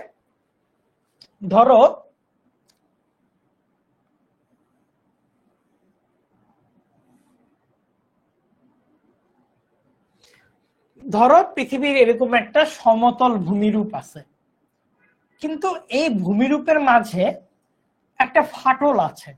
ধরো আমাদের চশমা কিংবা কাচে টোকা দিলে ফাটল তৈরি হয় না? এই ফাটলগুলোকে আমরা কি বলি? ক্র্যাক, তাই না? এই ফাটলগুলোকে আমরা বলি হচ্ছে ক্র্যাক। তো পৃথিবীতে হঠাৎ করে একটা কোনো ভূমিকম্প হলো এবং এই ফাটল বরাবর একটা ভূমি দেখা গেল এরকম নিচে নেমে গেল। এই ফাটল বরাবর একটা ভূমি এরকম নিচে নেমে গেল। এই যে দুই পাশে যে দুইটা পর্বত তৈরি হলো, এই পর্বতগুলাকে চ্যুতি বা স্তূপ পর্বত বলা হয়। অনেক সময় মাঝের যে অংশটি নিচে নেমে গেল, এই অংশ দিয়ে অনেক সময় কিন্তু এরকম নদী বয়ে যায়। এবং তোমরা পাশের চিত্রে দেখতে পাচ্ছ এই যে এই দুইটা পাহাড় কিন্তু আগে একই সমতলে ছিল। ভূমিকম্পের কারণে এই মাঝের অংশটি এক সময় নিচে নেমে যায়। এই অংশটি হয়ে যায় বিন্ধ্যা পর্বত, আর এই অংশটি হয়ে যায় সাতপুরা পর্বত, আর মাঝখান দিয়ে বয়ে যায় নর্মদা রিভার। এই দেখো আমি যেই রকম চিত্র আঁকছি, তোমরা যখন নোট করবে নায়াগ্রা ফলস কিভাবে সৃষ্টি হয়েছিল ওইটা আমরা পরে আলোচনা করব। ফলস নিয়েও আমাদের আলোচনা আছে, কিন্তু ওগুলো একটু পরে আলোচনা করব। সুমাইয়া মনোযোগ ছিল না আগ্নেয় পর্বতের সময়, ওইটা সবচেয়ে সোজা ছিল। আগ্নেয় পর্বতে কি হয়, এই যে ভিতর আগ্নেয়গিরির ভিতর থেকে লাভা বেরিয়ে এসে বাইরে জমাট বাঁধে, এরকম জমাট বাঁধতে বাঁধতে ভূমিরূপটা উঁচু হয়ে হয়ে আগ্নেয় বা সঞ্চয়জাত পর্বত তৈরি হয়। তো চ্যুতি বা স্তূপ পর্বতমালা আশা করি বুঝতে পারছো, এখানে উদাহরণগুলো দেওয়া আছে। এবং তোমরা যখন ক্লাস দেখে দেখে নোট করবে, তোমাদের কিন্তু এরকম চিত্র আঁকতে হবে, চিত্র আঁকা শিখতে হবে, চিত্র এঁকে একে নোট করতে হবে, চিত্র এঁকে করতে হবে, চিত্র এঁকে পরীক্ষার খাতায়ও প্রশ্নের উত্তর দিতে হবে। হ্যাঁ, আচ্ছা তাহসিন, কোনটা বুঝতেছো না একটু আমাকে জানাও, কোনটা বুঝতেছো না? প্রথম ক্লাস এবং কঠিন একটা অধ্যায়, এটা বুঝতে একটু কঠিন লাগতে পারে। হ্যাঁ, আরেকবার একটু। এই যে জুনায়েদ বলছে ভাই প্রথম গুলা তেমন বুঝি না, আস্তে আস্তে বুঝতেছি। এরকম আস্তে আস্তে ক্লিয়ার হয়ে যাবে। আমরা যখন আবার একটা একদম আমাদের অনলাইন ব্যাচের ক্লাসটা নিব তখন সবগুলা ক্লিয়ার হয়ে যাবে। আজকে যারা অল্প একটু হলেও বুঝবা, অনলাইন ব্যাচে দেখবা তারা পুরোপুরি বুঝতে পারছো। হ্যাঁ, যেমন মিষ্টি কিন্তু অনেকখানি বুঝছে, যে মেধা তাসনিম মিষ্টি ফোকাস করলে কিন্তু মোটামুটি বোঝা যায়। ওকে, তাহলে চিত্র আঁকতে হবে, চিত্র আঁকাটা কিন্তু মাস্ট। ওকে, এরপর দেখো ল্যাকোলিথ পর্বতমালা কি। ধরো এখান থেকে আগ্নেয়গিরি থেকে গলিত পদার্থ বের হয়ে এসে জমাট বেঁধে একটা পর্বতমালা তৈরি করছে, হ্যাঁ, জমাট বেঁধে এরকম পর্বতমালা তৈরি করছে, ওকে। কিন্তু যখন পৃথিবীর ভিতর থেকে লাভা বের হয়ে আসতে চায়, ধরো এইখানকার পদার্থগুলো ভঙ্গুর অবস্থায় ছিল, যার জন্য সফট ম্যাটেরিয়ালস ছিল, যার জন্য সহজেই লাভা বেরিয়ে আসতে পারছে। কিন্তু এখানকার পদার্থটা অনেক কঠিন এবং শক্ত ম্যাটেরিয়াল বা শক্ত ম্যাটারে গঠিত, যার জন্য এখান থেকে লাভা বেরিয়ে আসতে পারে নাই এবং ভিতরেই জমাট বেঁধে গেছে। কিন্তু এই যে ভিতর থেকে যে একটা প্রেসার দিছে, যার জন্য এই পাশটা উঁচু হয়ে গেছে অনেকটা, এবং এই উঁচু পাটটা দেখতে অনেকটাই মসজিদের গম্বুজের মতো, তাই না?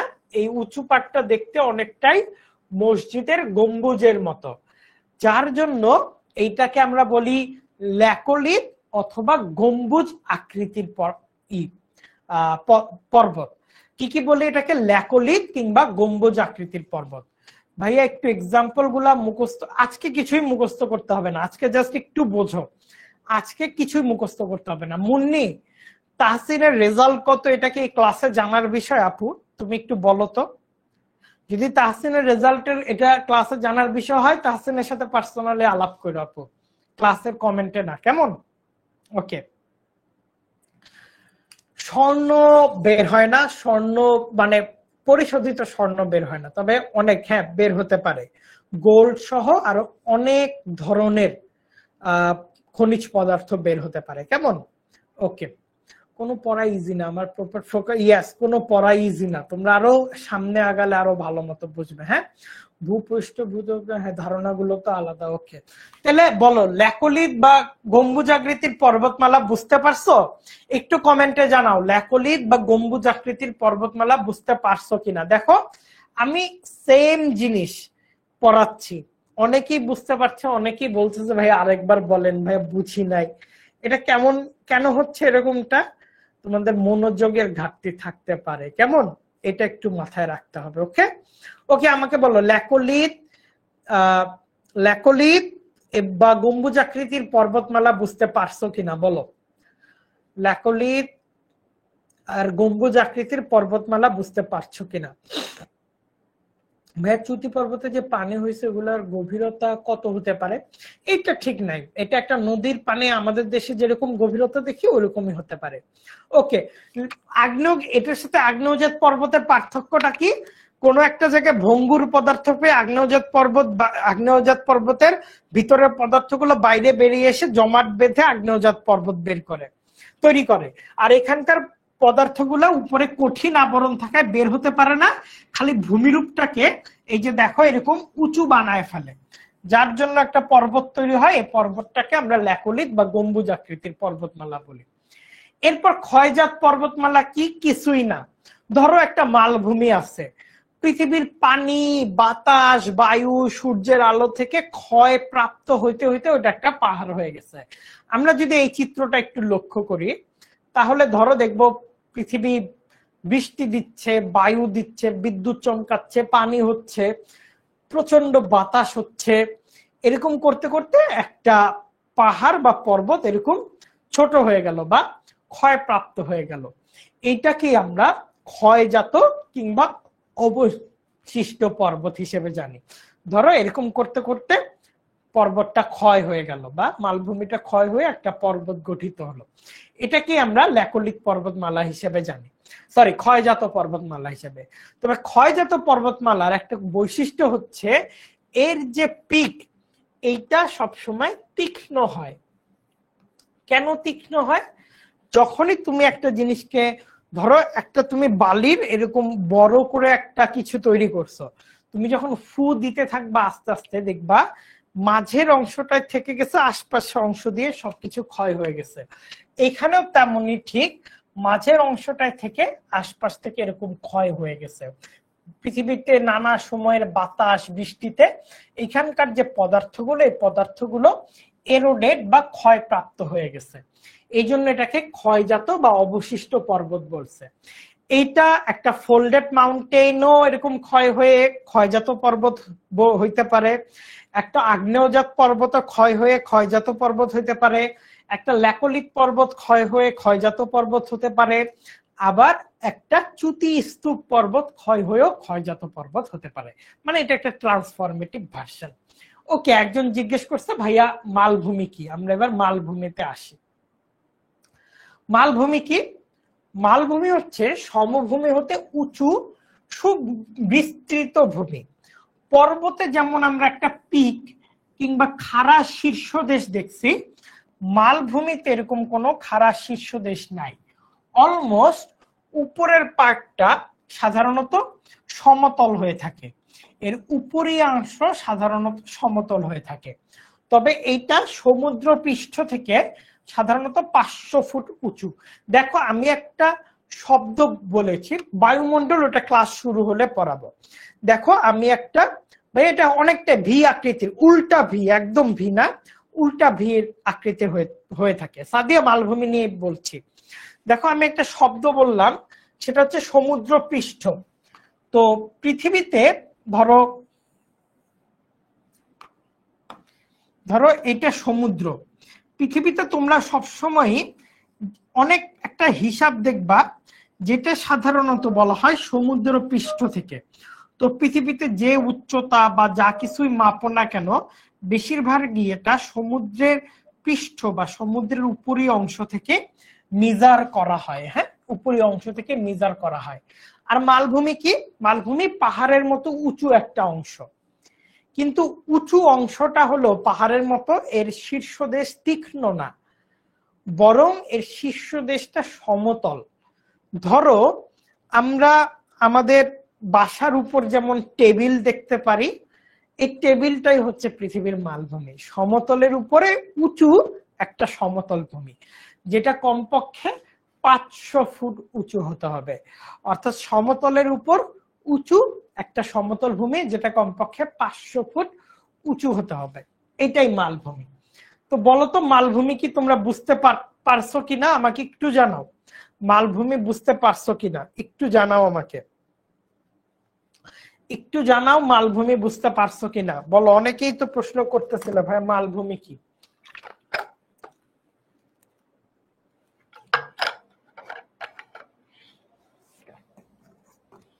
একটু জানাও। ওকে, আই হোপ বুঝতে পারছো তোমরা মালভূমি কি। এরপর একটু আমরা দেখি মালভূমিকে বিভিন্ন ভাগে আমরা ভাগ করতে পারি।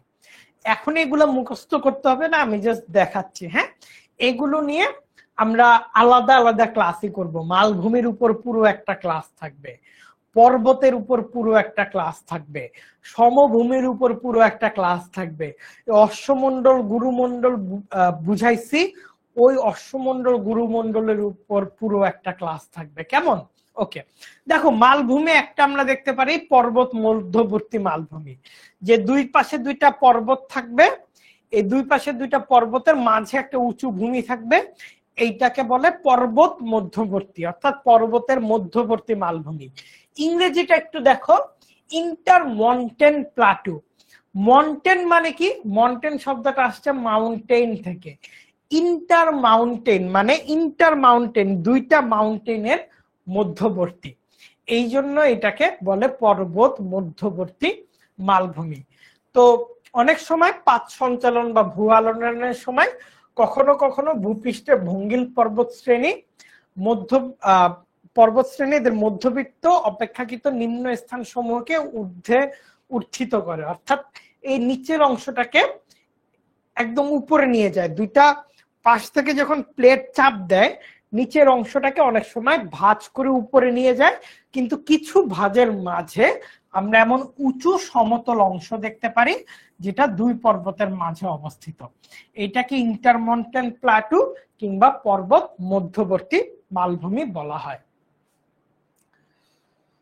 ওকে, এই যে যেমন দেখো এইখানে তোমরা দেখতে পাচ্ছ আলবর্জ মাউন্টেন এবং এখানে দেখতে পাচ্ছ জারগোস মাউন্টেন।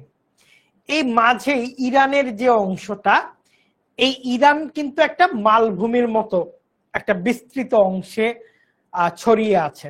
তো তো এই আলবর্জ মাউন্টেন আর জাগ্রোস মাউন্টেনের মাঝে আমরা এখানে ইরান প্ল্যাটু কিংবা ইরান মালভূমি দেখতে পারি। তাহলে দেখো এখানে কিন্তু আমরা ম্যাপ থেকে একটা উদাহরণ দেখলাম যে আলবর্জ মাউন্টেন কিংবা জাগ্রোস মাউন্টেনের মাঝে আমরা ইরান প্ল্যাটু দেখতে পারি, তাই না? হ্যাঁ, প্রতিটা চ্যাপ্টার নিয়ে যদি আমরা আলাদা ক্লাস করে থাকি তাহলে কলেজ করে ক্লাস করার সময় পাবো? অবশ্যই সময় পাবে। আমরা কি করছি, আমরাও তো ইন্টারমিডিয়েট পার করে আসছি, কাজে লাগাইতে হবে সময়। কেউ 24 ঘন্টাকে 32 ঘন্টা বানায় ফেলে, কেউ 24 ঘন্টাকে 14 ঘন্টাও বানায় ফেলে। এটা একটু মাথায় রাখতে হবে। সারি আর দেখো যেটা বলতেছিলাম, অনেক সময় দুই পাশ থেকে দুইটা প্লেট যখন চাপ দেয় ভূমিকে, এটা তো ভাঁজগ্রস্ত পর্বতে পরিণত হয়। এই দুই ভাঁজগ্রস্ত পর্বতের মাঝে একটা উঁচু সমতল ভূমি থাকে। এই উঁচু সমতল ভূমিটাকে মালভূমি বলা হয়। এবং এই মালভূমিটা যেহেতু দুইটা পর্বতের মাঝে অবস্থিত, তাই এই দুইটা মালভূমিকে পর্বত মধ্যবর্তী মালভূমি বলা হয়। হ্যাঁ হ্যাঁ, ইরান একটা প্ল্যাটু, ইরানের একটা অংশ, মাঝের অংশটা একটা প্ল্যাটু। ইভেন আফ্রিকাকেও কন্টিনেন্টাল প্ল্যাটু হিসেবে অভিহিত করা হয়। ইভেন আরব যে উপদ্বীপ আছে, অস্ট্রেলিয়াকেও তোমার মনে করো কন্টিনেন্টাল প্ল্যাটু হিসেবে অভিহিত করা হয়। ওকে, তো আরেকটা দেখো পাদদেশীয় মালভূমি। পাদদেশীয় মালভূমি কিভাবে তৈরি হয়? ধরো এটা একটা পর্বত, এই পর্বত থেকে বিভিন্ন জিনিসপাতি ক্ষয় হয়ে হয়ে দীর্ঘদিন হয়েছে এখানে জমা হয়েছে, দীর্ঘদিন এখানে জমা হয়ে একটা উঁচু ভূমি তৈরি করছে। এই যে উঁচু ভূমিটা তৈরি করলো এটাকে বলা হয় পাদদেশীয় মালভূমি। পাদদেশীয় মানে পাহাড়ের পাদদেশে, পাহাড়ের পায়ের কাছে যে মালভূমি তৈরি হয় সেটাকে পাদদেশীয় মালভূমি বলা হয়। এটাকে বলে পিডমন্ট পয়েন্ট। মন্ট মানে মাউন্টেন থেকে আসছে, পিড মানে পায়ের কাছে। এই পিডমন্ট পয়েন্ট, এই পিডমন্ট পয়েন্ট হচ্ছে পাহাড়ের পাদদেশে মালভূমি। এখানে যেমন দেখতে পাচ্ছ যে এই অংশটা হচ্ছে পাহাড়, আর এই অংশটাতে একটা মালভূমি গড়ে উঠছে নর্থ ক্যারোলিনাতে, যেটা পাহাড়ের পাদদেশীয় মালভূমি। ওকে, প্লেট জিনিসটা কি বুঝতে পারছো না? ওকে, মাইশা বুঝাই দিচ্ছি। পৃথিবীর ধরো আমরা কমলার খোসা ছিঁড়ে ফেলি না, ধরো আমরা একটা কমলা নিছি, কমলার খোসাটা মাইশার জন্য বলছি, সবাই মনোযোগ দিয়ে শোনো। উপরে কমলার খোসাটা যদি ছিঁড়ে ফেলে আবার কমলার খোসাগুলো উপর দিয়ে জোড়া করে করে লাগাই, তাহলে একটু ফাঁক ফাঁক হয়ে থাকবে না? এই যে পুরো কমলার খোসাটাকে আমরা বিভিন্ন ভাগে, বিভিন্ন খণ্ডে ভাগ করে ছিললাম, এইটা হচ্ছে এক একটা প্লেট। এইরকম পৃথিবীর উপরের অংশগুলো বিভিন্ন ভাগে ভাগ হওয়া। আফ্রিকা একটা ভাগ, প্রশান্ত মহাসাগর একটা ভাগ, ইন্ডিয়া একটা আলাদা ভাগ, ইউরেশিয়া একটা আলাদা ভাগ।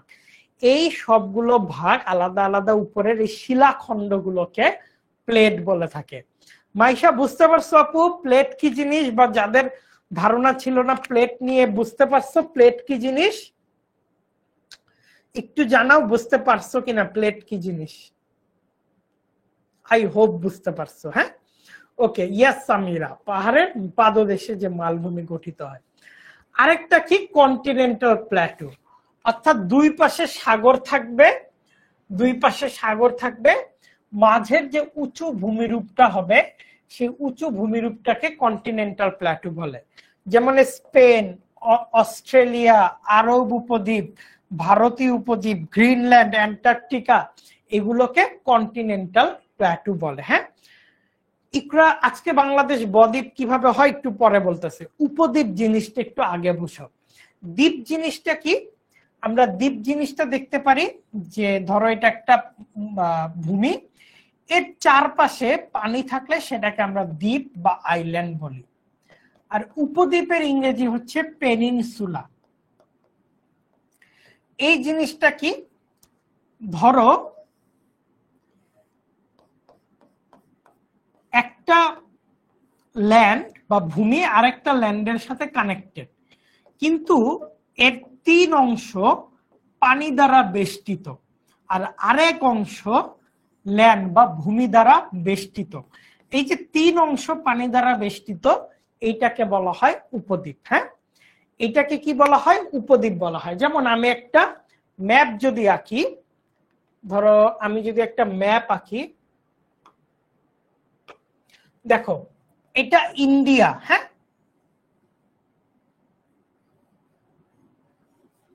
এটা ধরো ইন্ডিয়া। তো ইন্ডিয়ার এর পাশে তো হিমালয় পর্বতমালা, চায়না, নেপাল যা আছে উপরে এশিয়া। কিন্তু দেখো ইন্ডিয়ার এই পাশে কিন্তু কি, এ পাশে আরব সাগর, এই পাশে বঙ্গোপসাগর। তাহলে ইন্ডিয়ার আমরা দেখতে পাচ্ছি 1 2 3, 1 2 3 অংশে পানি, আর একটা অংশ, এই অংশটা ল্যান্ডের সাথে কানেক্টেড। এই জন্য ইন্ডিয়াকে বলা হয় উপদ্বীপ বা ইন্ডিয়াকে বলা হয় পেনিনসুলা। ওকে, ইন্ডিয়াকে কি বলা হয়? উপদ্বীপ বা পেনিনসুলা। কেমন?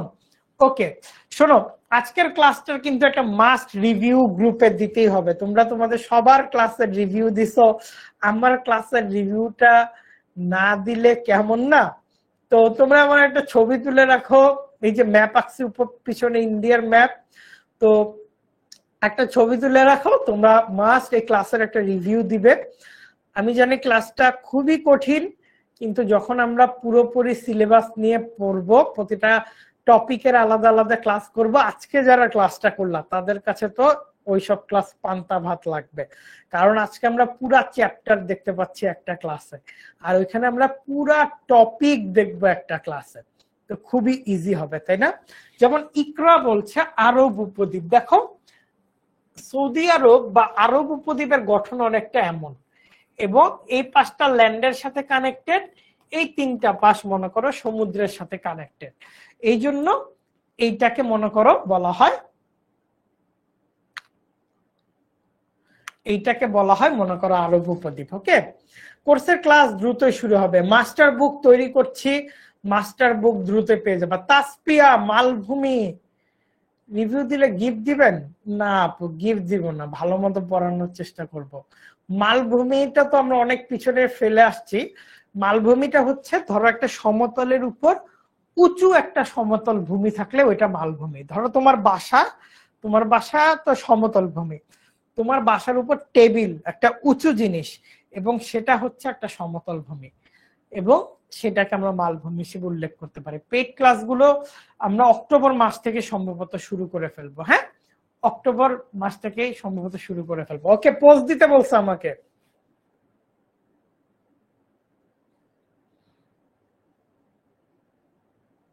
পোস্ট দিছি।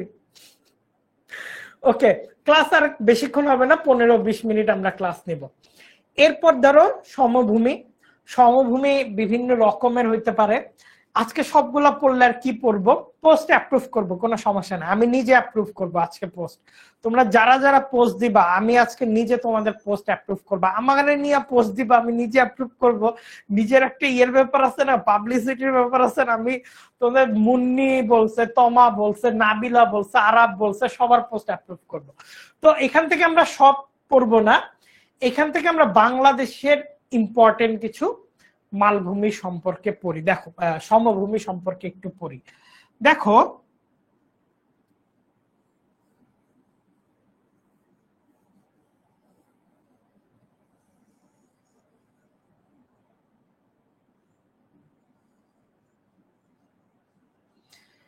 দেখো বাংলাদেশের এই অংশটাতে রয়েছে হিমালয় পর্বতমালা, আর হিমালয় পর্বতমালা থেকে অনেক নদী কিন্তু এই অংশে নেমে এসেছে।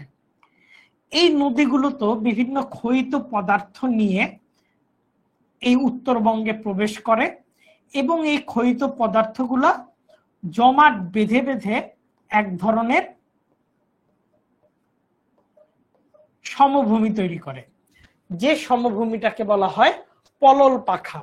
ধরো এইটা একটা দুইটা পাহাড়, এখান থেকে নদীগুলো যখন এরকম নেমে আসে, নদীগুলো নেমে আসার পর এইখানে একটা পাখার মতো একটা সমভূমি গঠন করে, যে সমভূমিটাকে বলা হয়, যে সমভূমিটাকে সেপ্টেম্বর একটু শুনছিলাম, আচ্ছা maybe September, okay maybe September, I am not sure, এটা বলা উচিত হইলো না। সেপ্টেম্বরের ফার্স্ট উইক থেকে রেগুলার ক্লাস মনে সম্ভবত হবে, আমি এটা জানাবো, আজকে গ্রুপে জানাবো। ওকে, ম্যাপটা কেমন আঁকছে একটু বলো তো, ম্যাপটা কেমন আঁকা হয়েছে? এটাও কিন্তু তোমরা একটা ছবি তুলতে পারো আমার, হ্যাঁ, ম্যাপটা কেমন আঁকা হয়েছে। তো এইরকম বিভিন্ন নদী নেমে এসে পাখার মতো যে ভূমি গঠন করে সেইটাকে মনে করো পলল পাখা বলা হয় বা পলল কোণ বলা হয়। ওকে, তো এরকম আমরা বাংলাদেশে দেখতে পারি, বাংলাদেশের উত্তরবঙ্গ বিশেষ করে তিস্তা এরিয়া, রংপুর এরিয়ার এই জোনটাতে মনে করো পলল পাখা বা পলল কোণ তৈরি করা হয়। দেখো এরপর একটা আছে, সেটা হচ্ছে প্লাবন সমভূমি কিভাবে গঠিত হয়। হ্যাঁ দেখো,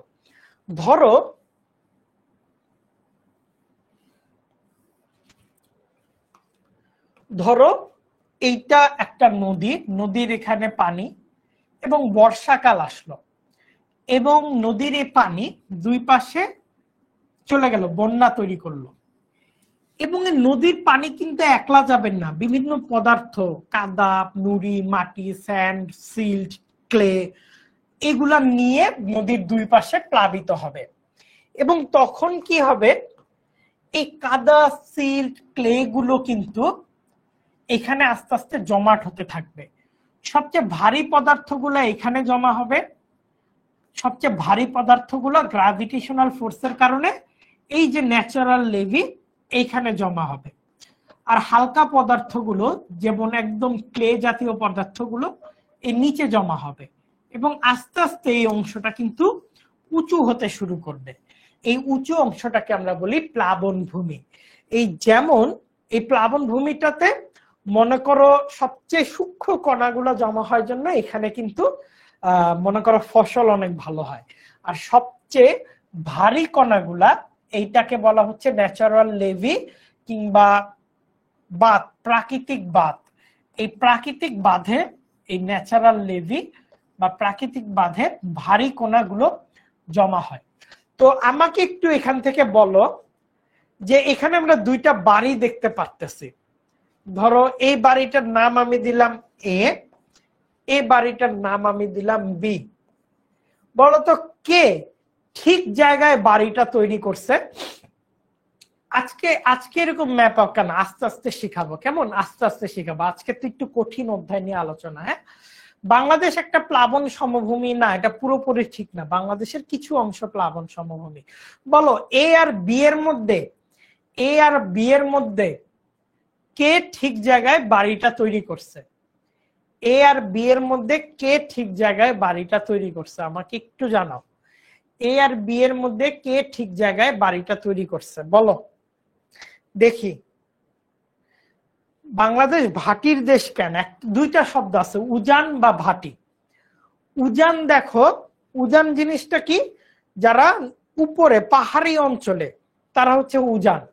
আর নদী নিচে নেমে এসে আস্তে আস্তে যখন নিচে নামে নদী, তখন যে অঞ্চলটা প্রবেশ করে সেটাকে বলে ভাটি অঞ্চল, অর্থাৎ নিচু অঞ্চল।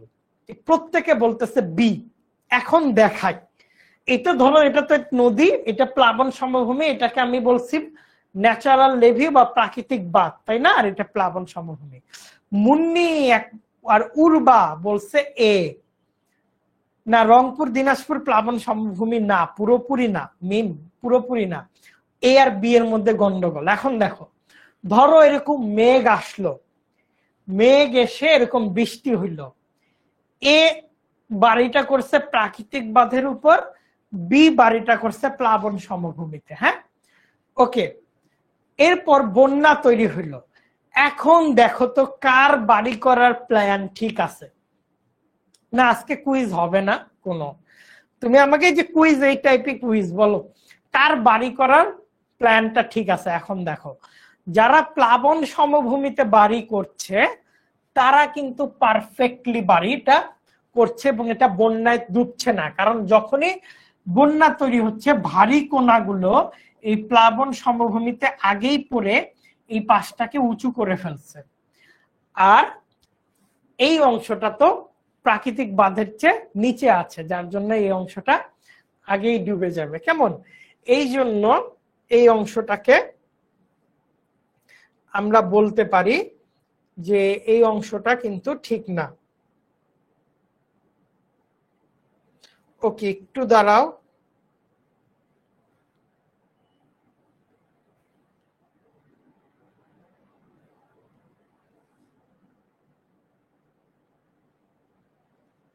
ওকে, একটু দাঁড়াও, একটু দাঁড়াও।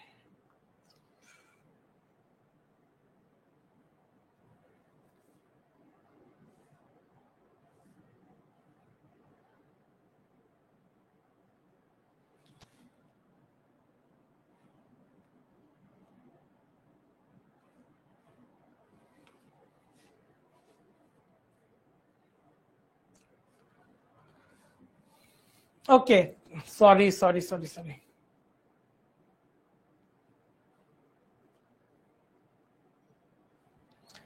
ওকে, তাইলে তোমরা বুঝতেই পারছো যে কোন অংশটা তাহলে ঠিক, তাহলে বি ভুল, এ হচ্ছে রাইট। যারা যারা বি বলছো তারা কিন্তু ভুল বলছো।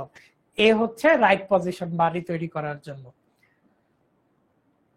এরপর বদ্বীপ সমভূমি নিয়ে একটু বলি। বদ্বীপ সমভূমি কি?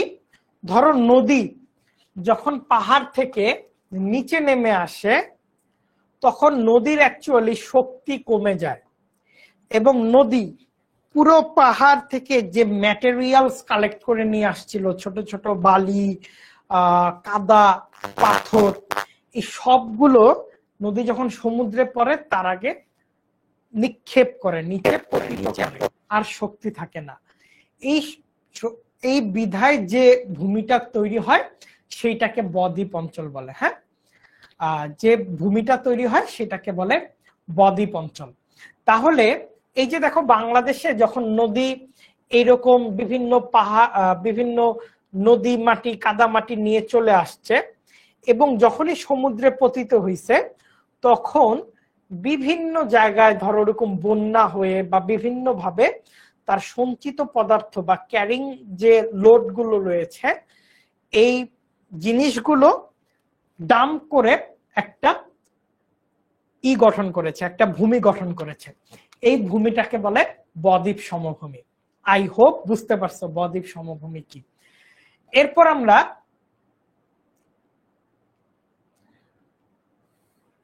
বাংলাদেশের পাহাড়গুলো নিয়ে কথা বলি। বাংলাদেশে আসলে আমরা বিভিন্ন প্রজাতির পাহাড় মানে বিভিন্ন রকম পাহাড় দেখতে পারি। এর মাঝে বাংলাদেশের ভূপ্রকৃতিকে আমরা তিনটা ভাগে ভাগ করতে পারি। একটা হচ্ছে টারশিয়ারি যুগের পাহাড়, অর্থাৎ এগুলো টারশিয়ারি যুগের সময় গঠিত হয়েছিল। দুই নাম্বারটা হচ্ছে প্লাইস্টোসিন যুগের সোপান,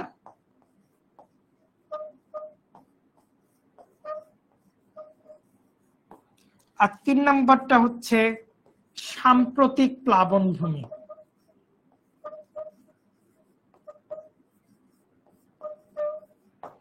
তাইলে আমরা দেখতে পারি বাংলাদেশের ভূমিগুলো তিনটা সময় তৈরি হয়েছিল। হ্যাঁ, তিনটা সময় তৈরি হয়েছিল। একটা হচ্ছে টারশিয়ারি সময়ে, একটা প্লাইস্টোসিন সময়, একটা সাম্প্রতিক সময়। টারশিয়ারি সবচেয়ে পুরনো সময়, তার চেয়ে একটু নতুন প্লাইস্টোসিন, তার চেয়ে একটু নতুন সাম্প্রতিক প্লাবনভূমি। তো টারশিয়ারি যুগের পাহাড়গুলো আমরা দেখতে পারি সাধারণত সিলেট অঞ্চলে।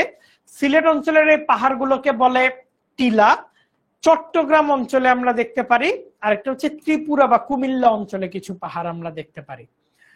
তো এটাকে আমরা আরেকটা ভাগে ভাগ করতে পারি, উত্তর পূর্বাঞ্চলের পাহাড় অর্থাৎ সিলেট অংশের যে পাহাড়, আরেকটা আমরা ভাগ করতে পারি দক্ষিণ পূর্বাঞ্চলের যে পাহাড় সমূহ। এরপর একটা আছে তোমার মনে করো প্লাইস্টোসিন কালের সোপান।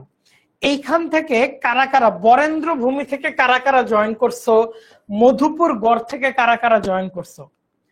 বরেন্দ্র আমার সাথে, স্যার আপনার সাথে আমার কথা আছে, এভাবে না বলে কি কথা আমাকে বললো। হ্যাঁ, আর এখনই খুব সিরিয়াস হওয়া লাগবে না, তোমরা তো খুবই সিরিয়াস, একটু লেস সিরিয়াস থাকো কিন্তু সিনসিয়ার থাকো, মনোযোগী হও, তাহলেই হবে। হ্যাঁ, বলো বরেন্দ্র ভূমি থেকে কারা কারা জয়েন করছো? ইয়েস, বাংলাদেশের পাহাড়গুলো টারশিয়ারি সময়ে গঠিত হয়। ইয়েস, এসএসসি তে পড়ছো তোমরা। ওকে, তো বরেন্দ্র ভূমিটা, যারা সায়েন্স থেকে আসছো আর্টসে তাদের কাছে জিনিসগুলো নতুন আই নো, কিন্তু যখন আমরা পূর্ণাঙ্গ ক্লাসটা আরম্ভ করব তখন তাদের কোনো সমস্যা হবে না, তারা পুরোপুরি জানতে পারবে কিভাবে কি করতে হবে।